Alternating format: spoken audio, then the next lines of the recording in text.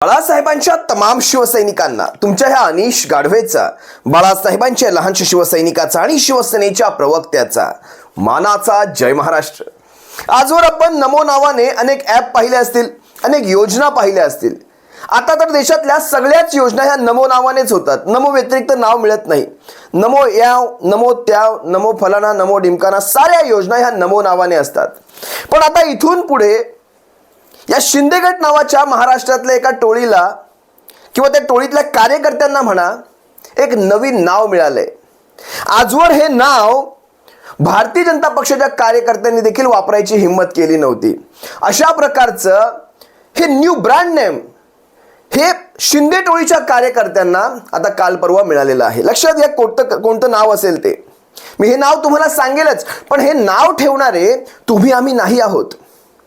शिवसैनिक नाही आहेत, कुठल्याही विरोधी पक्षातले कार्यकर्ते नाही आहेत। हे नाव ह्या शिंदे टोळीतल्या एका प्रवक्त्याने ठेवलेलं आहे, ज्या प्रवक्त्याची ओळख ठाण्याच्या चार भिंतींच्या बाहेर नाही, ज्यांचं नाव आहे ठाण्याचे माजी महापौर नगरसेवक नरेश मस्के।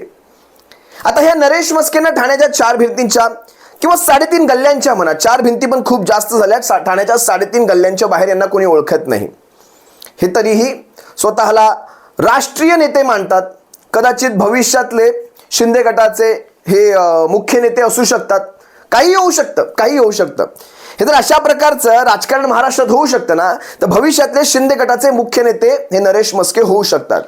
हे नरेश मस्के यांच्या शिंदे गटातले चाणक्य म्हणा, पंडित म्हणा, राजकीय पंडित म्हणा, निष्णात नेते, अतिशय अभ्यासू प्रवक्ते, ही सारी आभूषणं यांना लागू होतात।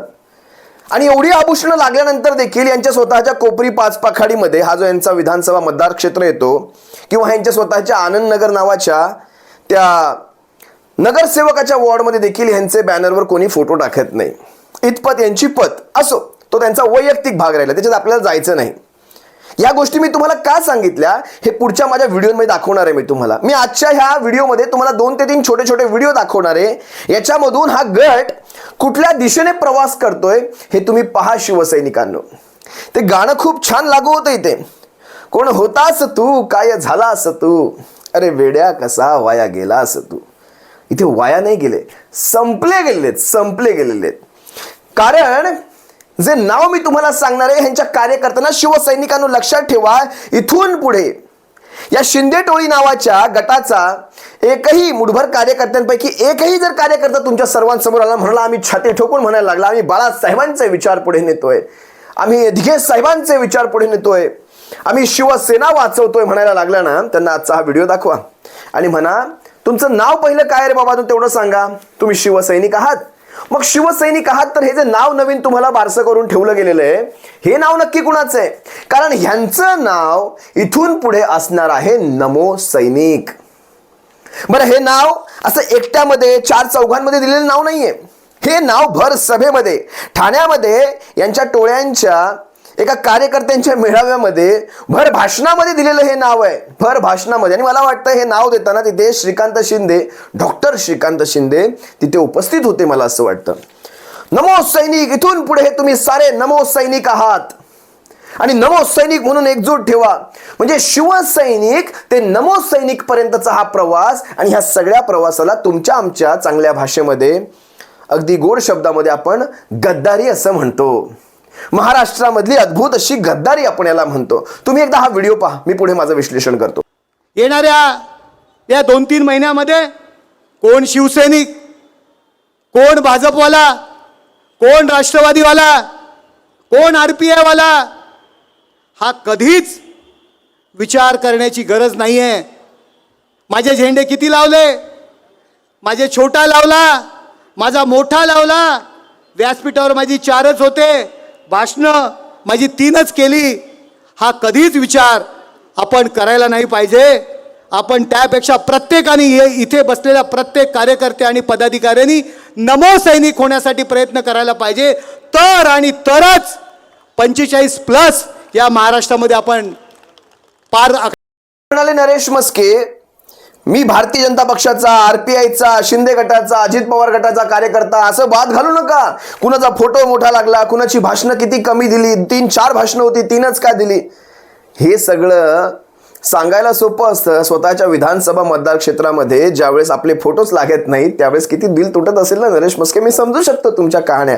खरं तर तुम्हाला जे ठाण्याच्या बाहेर आहेत त्यांच्यासाठी विशेष मी सांगतो.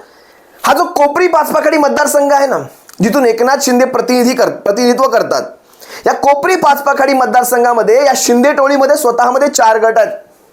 स्वतः एकनाथ शिंदेचा वेगळा, प्रताप सरनाईकाचा वेगळा, रवी फाटकाचा वेगळा, नरेश मस्केचा वेगळा, आणि जर पाचवा अजून 6वा जरी घ्यायला गेलं तर संजय मोरेंचा वेगळा, यांचे सचिव. इतके गट आहेत या कोपरी पाचपाखडी मतदारसंघामध्ये. एकमेकांचे फोटो देखील लावत नाहीत. दुर्दैव कर्मा ऑलवेज रिटर्न्स कर्मा. आता पुढे सांगतो, यांची स्वतःच्या मतदारसंघामध्ये ही अवस्था. हे काय दुसऱ्याला सांगणार? हे काय दुसऱ्याला हे सांगणार? आरपीआयचा कार्यकर्ता, कुठला कार्यकर्ता, झेंडे किती लावले वगैरे वगैरे. तुम्ही आता इथून पुढे नमो सैनिक हाच शब्द स्वतःसाठी वापरायचा. शिवसैनिक म्हणायचंच नाही. बाप चोरले, पक्ष चोरले, चिन्ह चोरली, शिवसैनिक ते आभूषण आमचं चोरलं, सगळं चोरूनच माणसंही चोरलेली आहेत. सारं चोरलेलं आहे. शेवटी मी मागे काय म्हणायचो, नगर विकास मंत्र्यापासून मुख्यमंत्री पदापर्यंतचा हा प्रवास म्हणजे गद्दारी. आता तसं नाहीये. तो तर झाला, तो जुनं झाला. आता शिवसैनिक पासून नमो सैनिक पर्यंतचा प्रवास म्हणजे गद्दारी असं नाव द्यायला पाहिजे. तुम्हाला आणखी एक प्रसंग सांगतो. ह्याच व्हिडिओमध्ये मी तुम्हाला एक व्हिडिओ दाखवेल. हे म्हणतायत कसं नरेंद्र मोदींच्या खांद्यावरून सरकणारी ती शॉल प्रसंगावधान राखून एकनाथ शिंदेंनी ती पकडली. त्यांनी हा विचार नाही केला की मी महाराष्ट्राचा मुख्यमंत्री, मी कशी ती शॉल पकडू. मला नवल वाटलं, कुठल्या उच्च दर्जाचा हा अति आत्मविश्वास आहे यांच्याकडे, नरेश मस्केंकडे. हे म्हणतात मी कशी ती शॉल पकडू. अरे ज्यांच्यामुळे ते मुख्यमंत्री नावाचं पद मिळालं आहे त्यांची शॉल नाही पकडणार तर काय पकडणार तुम्ही? तुम्हाला पकडावीच लागणार शॉल. त्यांच्यामुळे ते पद मिळालंय आपल्याला. त्यांचे आभार माना, नरेंद्र मोदी साहेबांचे आभार माना, देशाच्या पंतप्रधानांचे आभार माना. त्यांच्यामुळे आपल्याला मुख्यमंत्री पदाचं पद मिळालंय. आणि म्हणतायत जर आपले मुख्यमंत्री अशा प्रकारची शॉल पकडू शकत असतील तर त्यांची हॅट्रिक, कुणाची, नरेंद्र मोदींची हॅट्रिक करण्यासाठी आपल्याला किती काळजी घ्यावी लागेल. तुमचा प्रवास तिकडेच आहे. आखिर जाना वही तक था, वक्त लग गया वहां तक जाते जाते, मंजिल तुम्हारी वही तक थी, अगर थोड़ा वक्त लग गया वहां तक जाते जाते. खरं आहे हे. तुम्ही हाही व्हिडिओ पहा मी काय सांगतोय. की नरेंद्र मोदी साहेबांच्या खांद्यावरून शाल सरकून जमिनीवर पडू नये म्हणून एकनाथ शिंदे साहेबांनी दाखवलेली समयसूचकता, तत्परता आणि जागरूकता आपण सर्वांनी त्या माध्यमांद्वारे पाहिली असेल. शिंदे साहेबांनी जी तत्परता ज्यावेळी दाखवली ना, त्यावेळी त्यांनी हा विचार केला नाही की मी मुख्यमंत्री आहे, खांद्यावरून सरकणारी शाल मी कशी सावरू.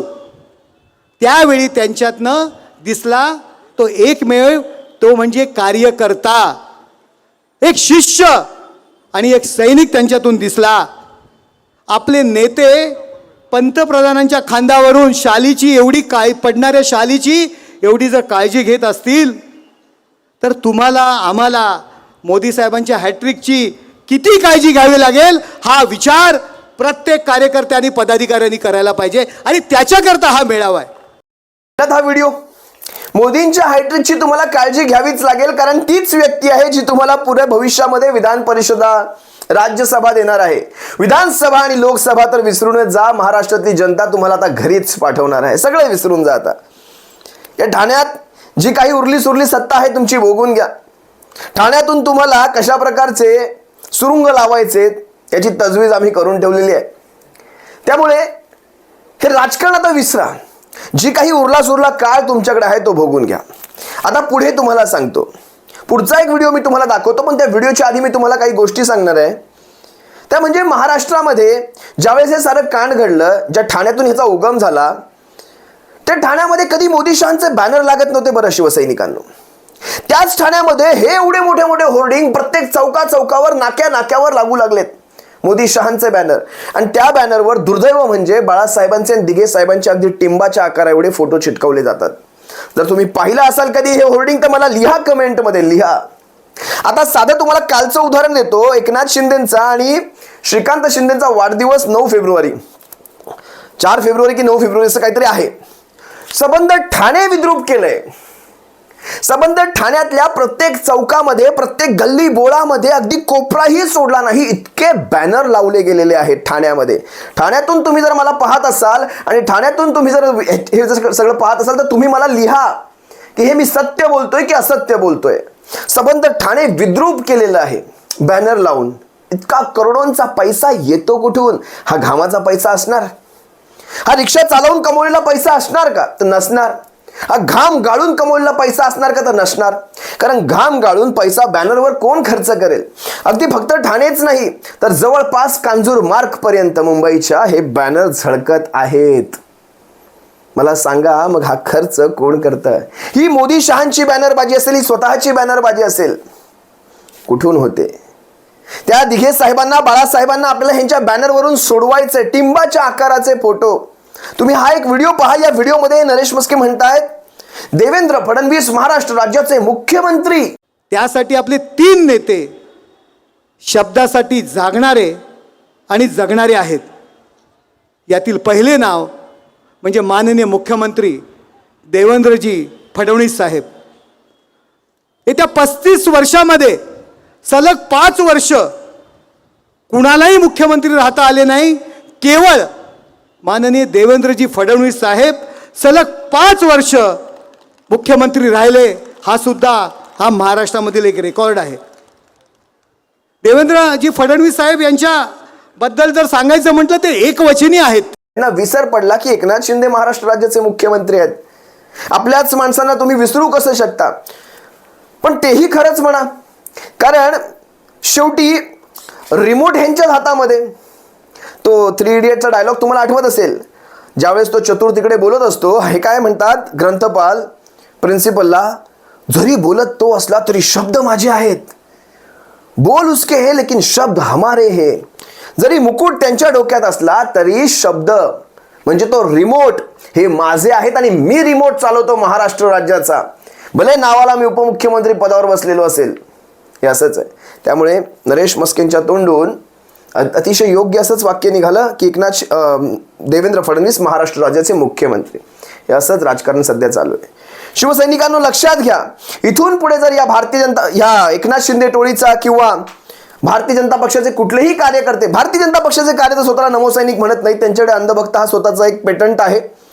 त्यामुळे भारतीय जनता पक्षाचे कार्यकर्ते सोडून द्या, पण शिंदे गटाचे कोणी कार्यकर्ते असतील तर त्यांना नमोसैनिक म्हणा इथून पुढे. कारण त्यांच्याच नेत्यांनी, त्यांच्याच माणसांनी सांगितलेले हे शब्द आहेत, नमो सैनिक आहोत आपण सारे, नमो सैनिक. त्यामुळे आपल्याला त्यांना नमो सैनिकच म्हणावं लागेल. तुर्तास तुम्हा सर्वांची रजा घेतो. सप्रेम जय महाराष्ट्र. बाळासाहेबांच्या शिवसैनिकांनो काळजी घ्या. जय महाराष्ट्र.